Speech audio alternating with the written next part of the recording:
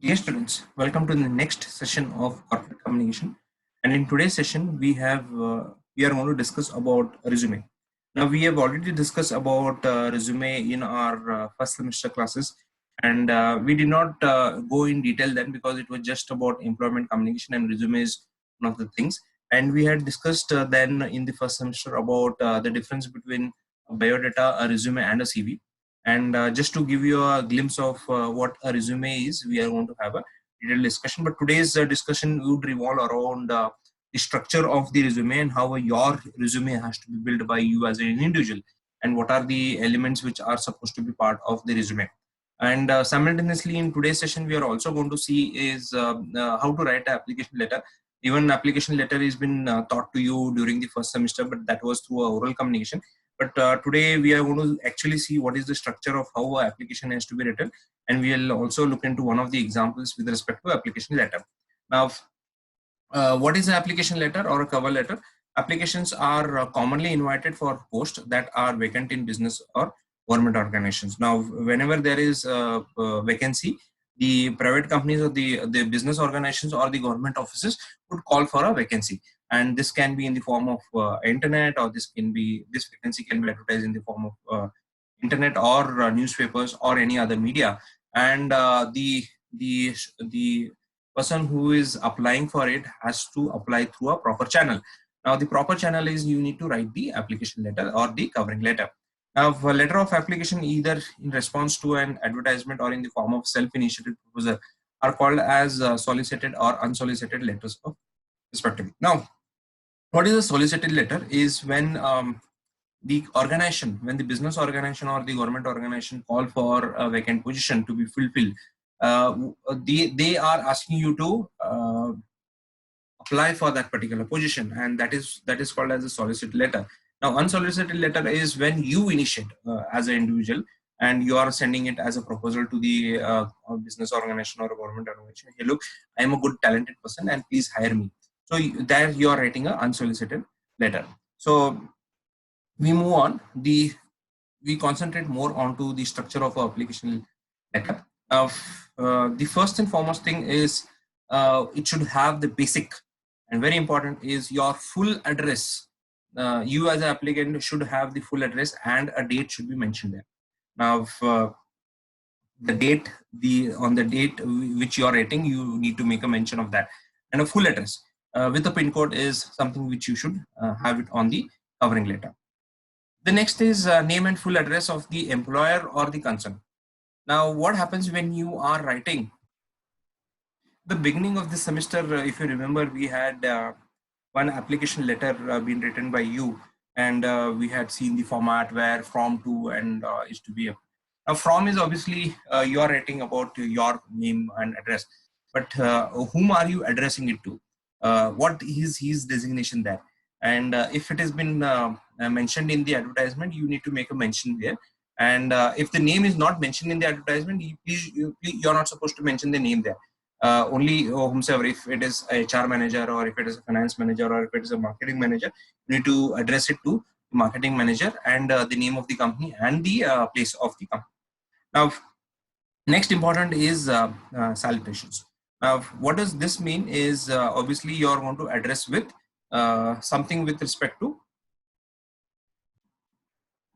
is obviously the greetings, what you are supposed to and the greetings are in the form generally greetings of the day or something of that sort, and or respected sir. You tend to give respect to the person whom you are writing to based on if you know the name of the person, the gender, you please do make a mention of dear sir. Or if you don't know the gender of the person, then you I mean to say, if you don't know whom are you writing this letter to, it is a general manager, or if it's a marketing manager, or if it's a HR manager, and he or she is a person who is the HR manager, that is he or is he she. So when you don't know the gender of that particular person, in that case, what you do is you write it as respected sir slash madam, or you write it as dear sir slash madam, and that is how the greetings would start. Now, body of the application, obviously there has to be one paragraph where you have to make a mention of introductory paragraph. Now, this introduction with respect to what is this application all about, why are you writing this letter to them, and you need to make a mention of where did you get to know about the vacancy, whether it is newspaper, electronic media, or digital media, and you need to make a mention of what is your interest. If there are about 4 or 5 positions which they have called for, what is that you are looking out for? If supposedly, I'm just giving an example, they have called for auditor, they have called for sales manager. In that case, you have to make a mention that based on your advertisement on this newspaper, on in this day, I am applying for a position of sales manager. So that is how the introduction would start up. And details of the applicant in paragraph or paragraphs. Details of you as an individual, you need to make a mention of in the paragraph, and basic details should be given, that what is your qualification, how suitable are you for that particular position in the organization. The concluding paragraph should obviously end with positive anticipation, which you expect communication from the organization, and you should also, some do also write where they are anticipating a call for an interview, or they are anticipating something else. So you need to make a mention of those things as a concluding paragraph. So this forms the body of the application, that is introductory details of you and concluding paragraph. Lastly, you need to have the complimentary close of the application, and here again you're going to have the salutations where you're going to say thanks and regards, or going to say thank you, yours sincerely, and signature of the applicant is again signature of you need to be mentioned. Now, how does a particular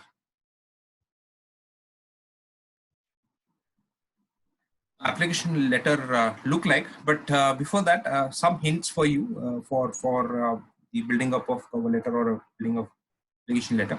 Now, the applicant's address and telephone number are at the top right corner of the letter. Now, you remember we had gone through the different structures and the semi-block and the block formats, what we had gone through, the full block form and the semi-block form. Here, there are different layouts which we tend to utilize. And the one which I'm talking about is if you are talking about a semi-block letter, which has been traditionally used by many organizations for communication purpose, it clearly sets out where is your from, where is your to from. So the format, again, the layout you decide, but if it is a semi-block form, it is the best, that is what it says. And in that case, you need to have the your address, that is the applicant's address and telephone number, right onto the top right corner of the letter. If the advertisement asks that the application must be written in the candidate's own handwriting, the covering letter should be neatly written in dark blue pen or dark blue ink or ball pen. Now, generously, blue is a nice color, and no other color is expected, because it's a professional communication, it's a business communication, what you're trying to do.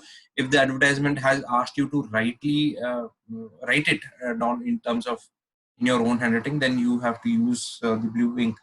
The next is the letter should be addressed as indicated in the advertisement, and whatever the letter is being given, where you are supposed to send the letter to, you are supposed to type that particular address. And if the company or the organization which you are sending has about 5 different addresses in the same city, they would have made a mention of where you are supposed to send that particular application to. If the letter is to be addressed to a company, the salutation is sirs, and if it is addressed to the individual, it is sir. So there is a difference. If the salutation which we spoke in the earlier slide, here you can make a mention that if you don't know the person whom you are writing to, as I said sometime back, dear sirs, there might be 2 or 3 people who might be reviewing your cover letter, so it is always good to have dear sirs.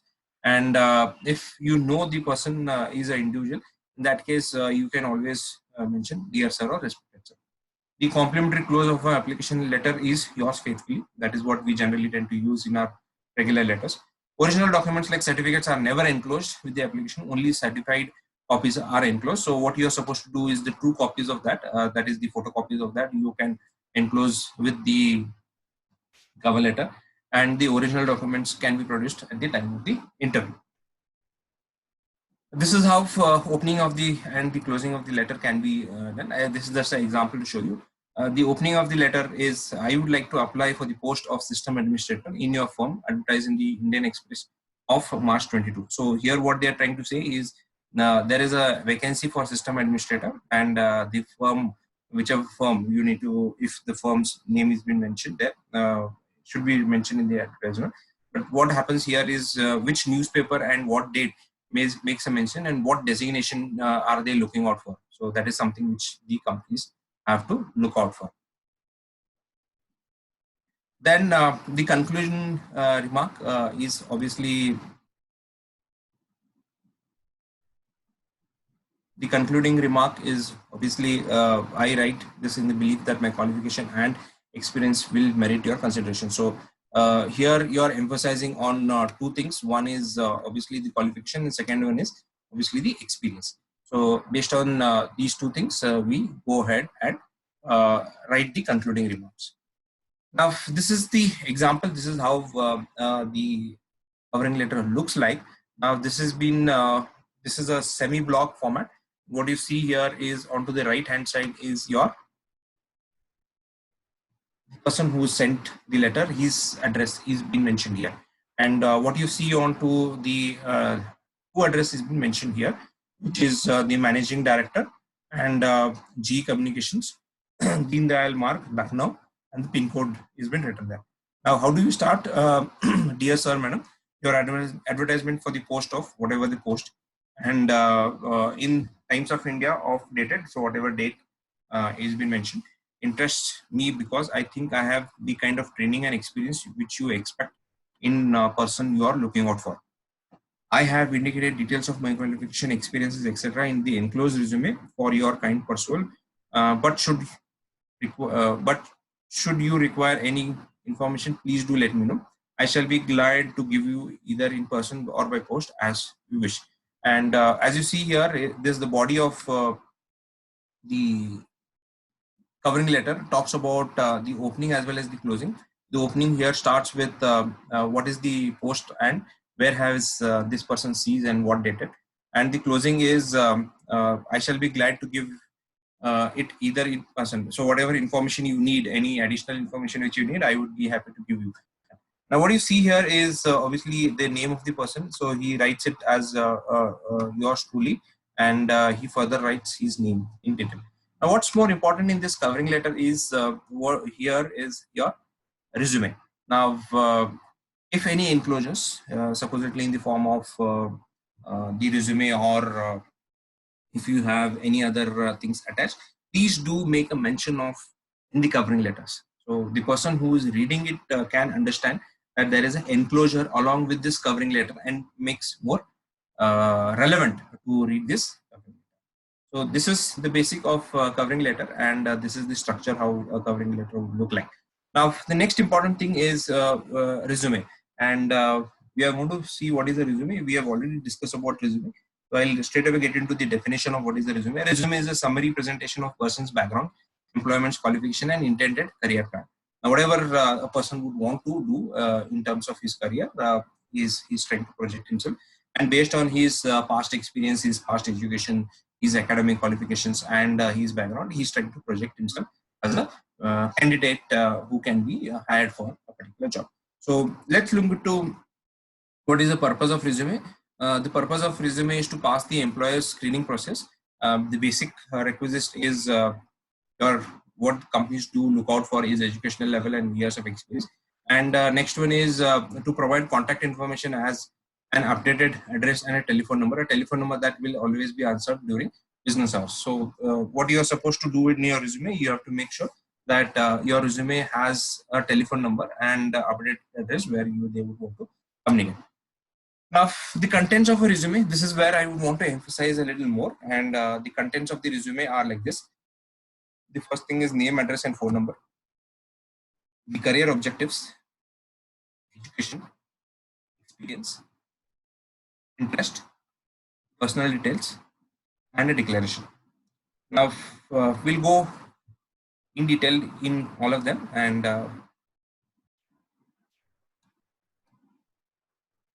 the name, address, and phone number, generally you would want to give your full name, your complete address, and the phone number. Email ID precisely, and the email ID, if you don't give a fancy email ID, give an email ID which is generally you access it on a everyday basis and you check your emails. Career objectives, mention what are your career goals and specific job objectives. Now, specific job objectives is objectives related to that particular job. Supposedly, you would want to get into marketing job. Your objectives, job objectives, should be related to specific objectives of the offering which has been given by the company. Something which is related to marketing. Now, if you want to get into finance, your objectives should reflect something which is respect to finance. So that is how your careers goal are. Next is education. Mention the name and name of each institution attended, city, state, name of the degree, diploma, or certificate you have received, the year of graduation, the post-graduation, and if any other details with respect to education. If you are a fresh graduate in the field relevant to the job, your percentage are good. List it with aggregates is a good idea. Listing it with aggregate percentage is always a good idea, so that you show that I am a 80 percentage, 70 percentage, or I am a first class with distinction. So this makes more sense. The next thing is experience. Now, what you see here in experience is you have to describe your major job responsibilities. What skills do you have? What knowledge do you have? And what have you acquired in the previous job? List your experiences in reverse order. That is the best thing, because the first thing, the latest should be always at the first, and the last one where you have started your company, where you have started working with the company, first company should be at the last. That is how you would want to highlight any internship trainings, any work voluntarily done, any extracurricular activities, any additional responsibilities handled. You should make a mention of those things. And if you don't have a professional work experience, now these things can make a impact on the person who is going through a resume. Now imagine you have a digital certificate, you have a certification which you have achieved online. It makes sense. I'm not saying that it doesn't make sense. Your professional experience is professional experience. Any certification can value add here in terms of internships are the ones, your SIP and MCP, during your interviews, you need to highlight a little more in detail about what is that you have done and what experience have you gained from those two projects. Next is obviously interest. What interests you are listed, and if they are either unique or relevant to a particular job, please do make a mention of that. Professional membership, licenses, certificates are also to be listed here, and which are relevant to your job. And contribution to your value as an employee on a particular organization also can be mentioned here in terms of interest. Personal details like your parents, your father, mother, date of birth, nationality, marital status, address of you. Now, why am I saying this? Does it make any sense to have my personal details? Yes, it makes a lot of sense.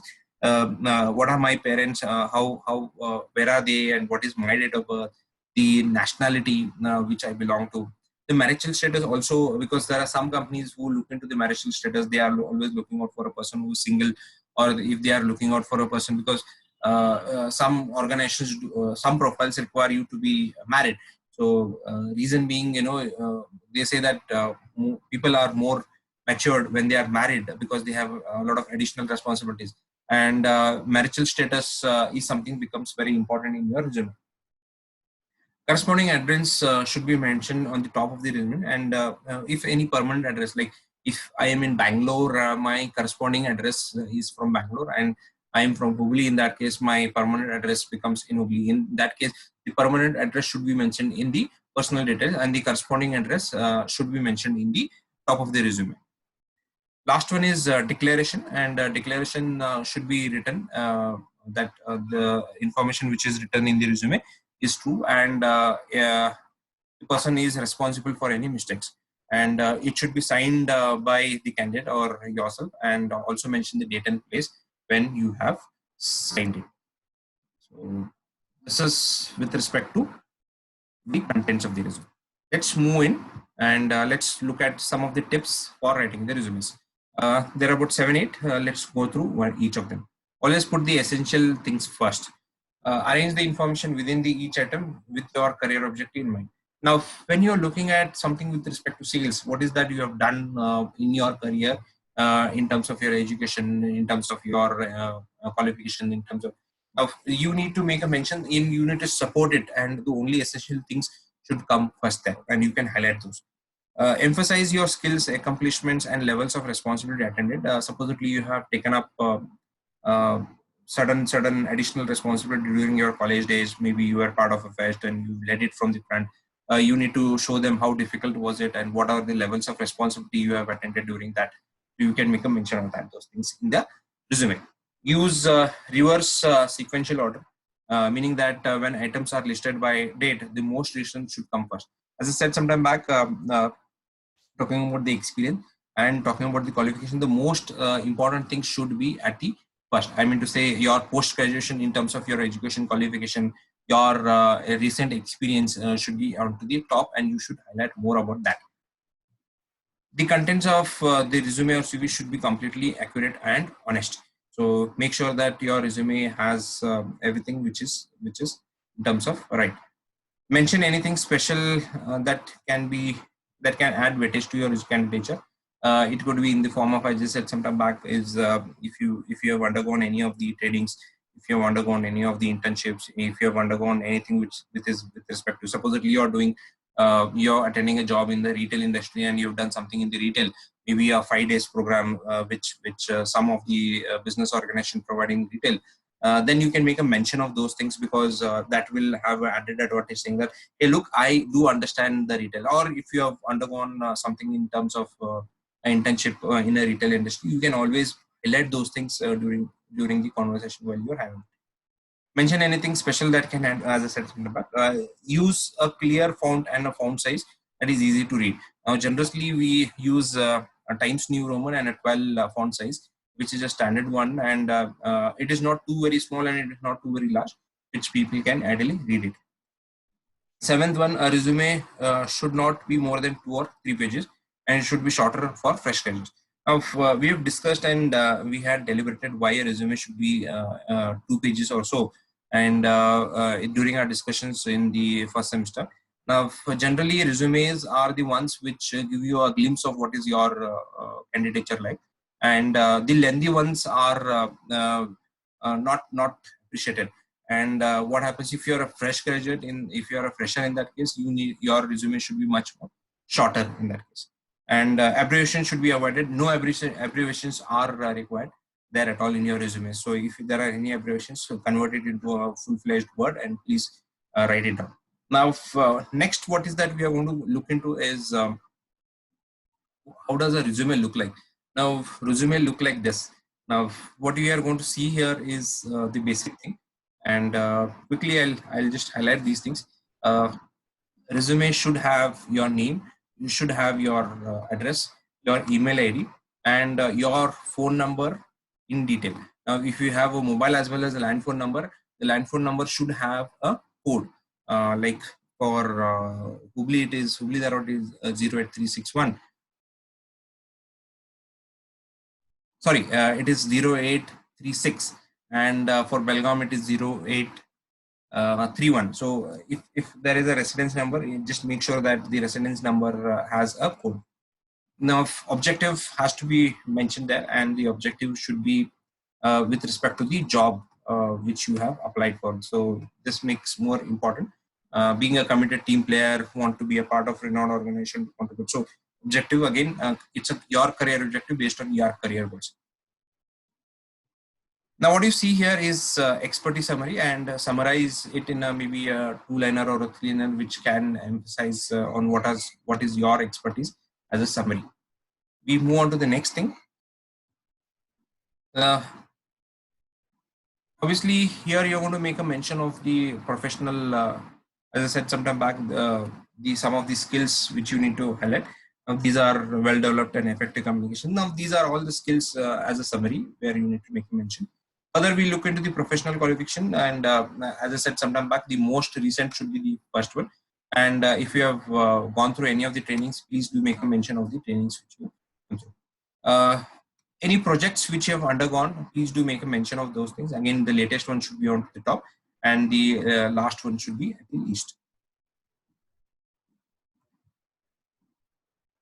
Now, these are the trainings attended by a particular candidate, and he's attended something on, and he's undergone a project, and he's making a mention of critical evaluation of performance appraisal in a XYZ corporation, and reporting to vice president, and what was the tenure, what was his designation during that particular period, and the name of the company should be also mentioned there. General education, what is that you have done in terms of undergraduate, intermediate, and matriculation should be mentioned. Now, matriculation, why should be mentioned? Because we have different education systems. We have state government, we have the central government, and CBSE and ICSE. So please make a mention. Try to also have the percentages along with it, and what is the percentage, aggregate percentage as a now. If you have any achievements, please do make a mention of those achievements also. As I said, the personal details should have your date of birth, your gender, your nationality, your marital status, the languages known, your hobbies, if any, and please make a mention of your name, and make sure that you sign here, and the date and the place should also be mentioned in the resume. So this is all about the covering letter and resume. And if you have any queries, please do call me or please do WhatsApp me. I would be happy to answer your queries. With this, we would end today's session, and please do like and share if you have liked this video. Thank you.